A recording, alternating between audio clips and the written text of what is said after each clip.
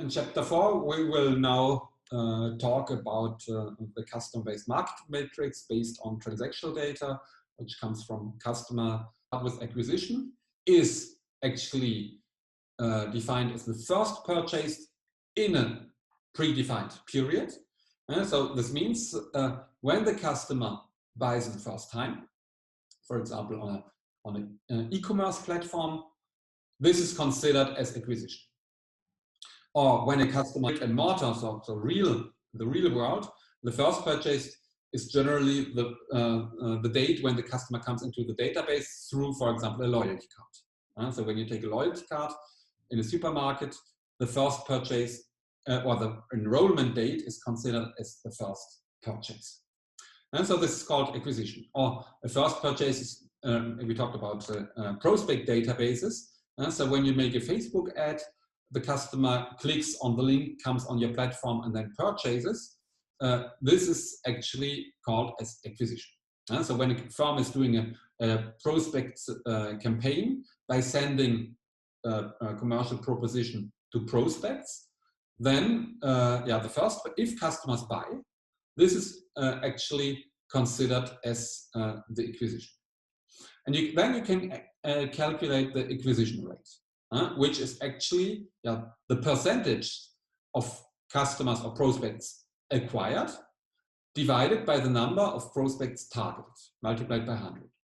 For example, American Express is targeting 100,000 customers by doing a prospect, by sending, for example, an email campaign. And so the campaign will be sent to 100,000 customers, so prospects.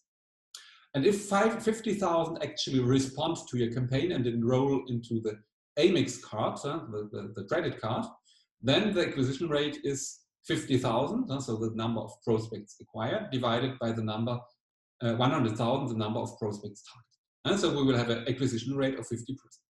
In other words, we'll have one prospect of 2 who enroll into our credit card program.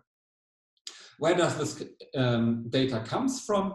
The numerator comes from the internal database. So the 50,000 is the number of prospects who became customers. So they are recorded in your database. Whereas the denominator comes from the prospect database or from market research data. And so if you know that, for example, address renter will send to 100,000 prospects your email, then you have this information. It's generally the prospect database provider who will give you this information. This information you can also then calculate the acquisition cost.